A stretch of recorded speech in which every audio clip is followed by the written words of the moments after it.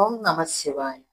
కార్తీక మాసంలో కార్తీక పురాణం 13వ రోజు 13వ అధ్యాయం వినుట గాని చదివిన వారు గాని ఎంతో పుణ్యఫలమును సంపాదించుకుంది. కావున ఈ కథను ఆలకింపుము.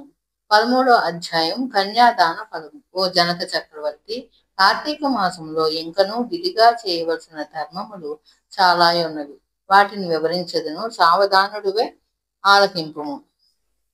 కార్తీక మాసంలో నదీ స్నానం ముఖ్యం. దానికంటే ఒక పేద బ్రాహ్మణుని కుమారునకు ఉపనయనం చేయటం ముఖ్యం.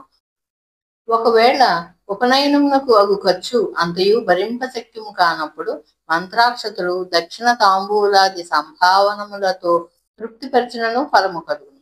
ఈ విధంగా ఒక పేద బ్రాహ్మణ బాలునికి ఉపనయనం చేసిన ఎడల ఎంతటి మహాపాపములు చేసి ఉన్నను, ఎంతటి దుష్కృతములు చేసి ఉన్నను, ఎంతటి వ్యభిచారం చేసి ఉన్నను ఆ పాపములన్నీ పోవును. ఎన్ని నూతులు తటాకములు త్రవ్వించినను పైన చెప్పినట్లుగా ఒక బ్రాహ్మణునికి ఉపనయనం చేసినందువలన వచ్చు ఫలమునకు సరితోగవు. అంతకన్నా ముఖ్యమైనది కన్యాదానం. కార్తీక మాసం మందు భక్తి శ్రద్ధలతో కన్యాదానము చేసిన ఎడల తాను తరించుటయే కాక తన పితృదేవతలను కూడా తరింపచేసిన వాడగును. ఇందులో ఒక ఇతిహాసం కలదు, చెప్పేదను, శ్రద్ధగా ఆలకింపు. సువీర చరిత్రము. ద్వాపర యుగములో వంగదేశంలో గొప్ప పరాక్రమవంతుడు సూర్యుడు అయిన సువీరుడను ఒక రాజు ఉండేను. అతనికి రూపవతి అని భార్య కలదు. ఒకసారి సువీరుడు శత్రురాజులచే ఓడింపబడిన వాడై భార్యతో అరణ్యములకు పారిపోయి ధనహీనుడై నర్మదా నది తీరమందు ఒక పర్ణశాలను నిర్మించుకుని కందమూల ఫలాదును భక్షించుచు కాలము గడుపుచుండెను.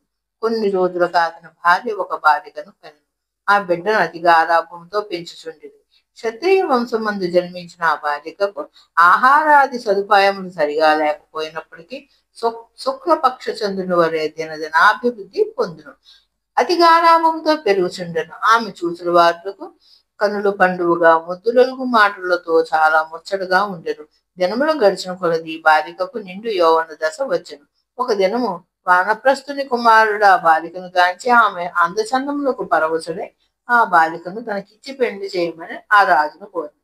అందులోగా ఆ రాజు, ఓ మునిపుత్ర, ప్రస్తుతము నేను కడు భేద స్థితిలో ఉన్నాను.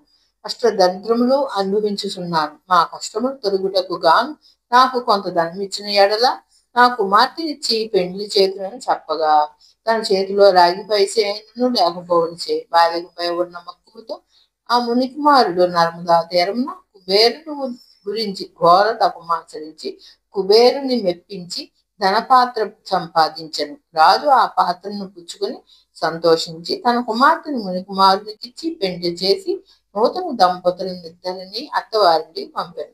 అటులా మునికుమారుడు భార్యను వెంట పెట్టుకుని వెళ్లి తల్లిదండ్రులను నమస్కరించి అంతకు ముందు జరిగిన వృత్తాంతమందియు చెప్పి భార్యతో సుఖమును అనుభవించుచుండెను.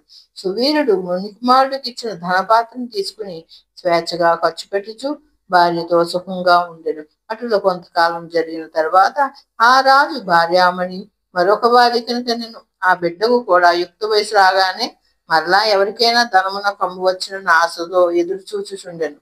ఒకనొక సాధు పుంగవుడు తపతి నది తీరం నుండి నర్మదా నది తీరమునకు స్నానార్థమై వచ్చుచు దారిలోనున్న సువీరుని కలుసుకుని, పోయి నీవెవడవు? నీ ముఖవర్చస్సు కూడా రాజవంశమునందు జన్మించిన వాని వలె ఉన్నావు. నీవి అరణ్యమందు భార్యా బిడ్డలతో నివసించుటకు కారణమేమి అని ప్రశ్నించగా సువీరుడు, మహానుభావ, నేను వంగదేశం నిల్చుండి సువీరుడను రాజును.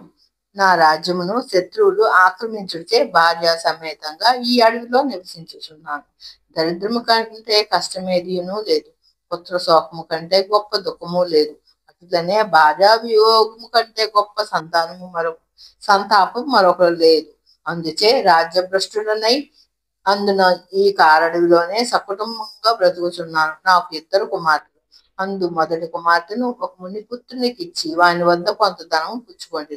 దానితోనే ఇంతవరకు కాలక్షేపం చేయుచున్నా అని చెప్పగా, ఓ రాజా, నువ్వు ఎంతటి దరిద్రుడివైనను ధర్మ సూక్ష్మం ఆలోచింపగా కన్య నమ్ముకొంటివా? కన్యా విక్రయము మహాపాతకములలో ఒకటి. కన్యను విక్రయించిన వారు అతిపత్రవనం అను నరకమును అనుభవింతురు. ఆ ద్రవ్యముతో దేవముని పితృ దేవతా ప్రీత్యర్థం ఏ వ్రతము చేసినను వారు నశింతురు.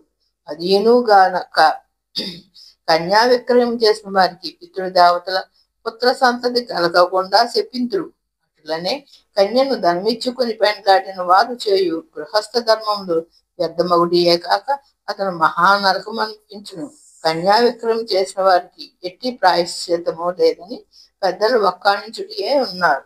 కావున రాబోయే కార్తీక మాసమున నీ రెండవ కుమార్తెను నీ శక్తి కొలది బంగారు ఆభరణములతో అలంకరించి సదాచార సంపన్నుకు ధర్మబుద్ధి గలవానికి కన్యాదానము చేయము. అట్లు చేసిన ఎడల గంగా స్నానం అనరించిన ఫలము, అశ్వమేధ యాగము చేసిన ఫలము పొందుటియే కాక మొదటి కన్యను అమ్మిన దాని పాపఫలము కూడా తొలగిపోవు అని రాజునకి హితోపదేశం చేయగా, అందుకు ఆ రాజు చిరునవ్వు నవ్వి, ఓ మునివర్య, దేహ సుఖము కంటే దాన ధర్మముల వలన వచ్చే ఫలము ఎక్కువ. తాను బ్రతుకుండగా భార్యా బిడ్డలతోనూ సిరి సంపదలతోనూ సుఖముగా ఉండక చనిపోయిన తర్వాత వచ్చి ఏదో మోక్షం కొరకు ప్రస్తుతం ఉన్న అవకాశమును చేతులారా జారవిడవమంటారా? ధనము బంగారం కలవారే ప్రస్తుతం లోకంలో రాణింపగలరు. కానీ ముక్కు మూసుకుని నోరు మూసుకుని బక్క చిక్కి శల్యమై ఉన్న వారిని లోకం గుర్తిస్తుందా, గౌరవిస్తుందా? ఐహిక సుఖములే గొప్ప సుఖములు కాన ఆ రెండవ కుమార్తెను కూడా నేను అడిగినంత ధనం ఎవరిత్తులో వారికే ఇచ్చి పెళ్లి చేయుదును గాని కన్యాదానం మాత్రం చేయను అని నిక్కచ్చిగా నుడివేడాను. ఆ మాటలకు సన్యాసి ఆశ్చర్యపడి తన దారిని తాను వెడలిపోయాడు. మరికొన్ని దినములకు సువీరుడు మరణించాడు. వెంటనే యమభటులు వచ్చి వాణిని తీసుకుని పోయి యమలోకములో అసిపత్ర వనమున నరకభాగమున పడవేసి అనేక విధములుగా బాధించింది. సువీరుని పూర్వీకుడైన కీర్తి యమరాజు ధర్మయుక్తంగా ప్రజలను పాలించి ధర్మాత్ముడై మృతి చెందిన పిమ్మట స్వర్గమందు సర్వ సౌఖ్యములు అనిపించుచుండెను. సువీరుడు చేసిన కన్యా విక్రయం వలన ఆ శృతికీర్తిని కూడా యమకింకరులు పాశములతో బంధించి స్వర్గము నుండి నరకానికి తీసుకుని వచ్చారు. అంతలో శృతికీర్తి, నేను ఎరుగున్నంత వరకు ఇతరులకు ఉపకారం చేసి దాన ధర్మాదులు యజ్ఞ యాగాదులు అనరించి ఉన్నాను. నాకు ఈ దుర్గతి ఏల కలిగి అని మనసును అందుకొని నిండు కొలువు తీరు ఉన్న యమధర్మరాజు ఇక్కడికి నమస్కరించి, ప్రభు, నీవు సర్వజ్ఞుడు, ధర్మమూర్తివి, బుద్ధిశాలివి, ప్రాణికోటినంతను సమానంగా చూసుచుండు. నేనెప్పుడు ఏ పాపములు చేసి ఉండలేదు. నన్ను స్వర్గము లోకం నుండి నరకములకు తోడుకుని వచ్చిన కారణమేమి సెలవిండు అని ప్రాధేయపడాను. అంత యమధర్మరాజు శృతికీర్తిని గాంచి, శృతికీర్తి, నీవు న్యాయమూర్తివి, ధర్మజ్ఞుడు, నీవు ఎటువంటి దురాచారము గాని చేసి ఉండలేదు. అయిననేమి ఈ వంశీయుడగు సువీరుడు తన జ్యేష్ఠ పుత్రికను ధనమున ఆశించి అమ్ముకొనెను. కన్య నమ్ముకునే వారికి పూర్వీకులు ఇటు 3 తరాల వారు అటు 3 తరాల వారును వారంతటి పుణ్యపురుషులైనను నరకము అందించుటయే కాక నీచ జన్మ దత్తవలసి ఉండు. నీవు పుణ్యాత్ముడువ, నీవు ధర్మాత్ముడువ, నీవు నేనెరుగుదును గాన నీకు ఒక ఉపాయం చెప్పేదను. ఈ వంశీయుడకు సువీర్ణకు మరి ఒక కుమార్తె కలదు. ఆమె నర్మదా నది తీరాన అతని తల్లి వద్ద పెరుగుచున్నది. నా ఆశీర్వాదం వలన నీవు మానవ శరీరం దాల్చి అతడికి పోయి ఆ కన్యను వేద పండితులను తీరవంతుడనకు ఒక విప్రునకు కార్తీక మాసమున సాలంకృతముగా కన్యాదానం చేయించు. అట్లు చేసిన ఎడల నీ పూర్వీకులు సువీరులు నీ పితృగణములు గణములు కూడా లోకమున కేగుదురు. కార్తీక మాసంలో సాలంకృత కన్యాదానం చేసిన వాడు మహాపుణ్యాత్ముడగును. పుత్రిక సంతానం లేనివాడు తమ ద్రవ్యముతో కన్యాదానం చేసినను లేక విధి విధానముగా ఆ పోతును వివాహము నచ్చినను కన్యాదాన ఫలము వచ్చును. కనుక నీవు వెంటనే భూలోకముకేగి నేను తెలిపినట్లు చేసివేని ఆ ధర్మ కార్యము వలన నీ పితృగణము తరించు. పోయి రమ్మని పలికింది. శృతకీర్తి యమునకు నమస్కరించి సెలవు తీసుకుని నర్మదా తీరమున ఒక పర్ణ కుటీరంలో నివసించుచున్న సువీరుని భార్యను కుమార్తెను చూసి సంతోషపడి ఆమెతో యావత్ విషయమును వివరించి కార్తీక మాసమున సువీరుని రెండవ కుమార్తెను సాలంకృత కన్యాదాన పూర్వకంగా చతుర్వేదములు చదివిన ఒక బ్రాహ్మణ యువకునికి ఇచ్చి అతి వైభవముగా వివాహం చేసి అట్లు కన్యాదానం చేయడం వలన సువీరుడు కూడా పాప విముక్తుడై స్వర్గం లోకంలో పితృదేవతను కలుసుకొను.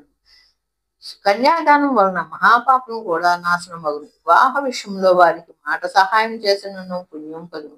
కార్తీక మాసంలో కన్యాదానం చేయవలెనని దీక్షభూని ఆచరించేవాడు విష్ణు సాన్నిధ్యం పొందు. శక్తి కలిగి ఉండి ఉదాసీన చూపువాడు శాశ్వత నరకమును కేగును.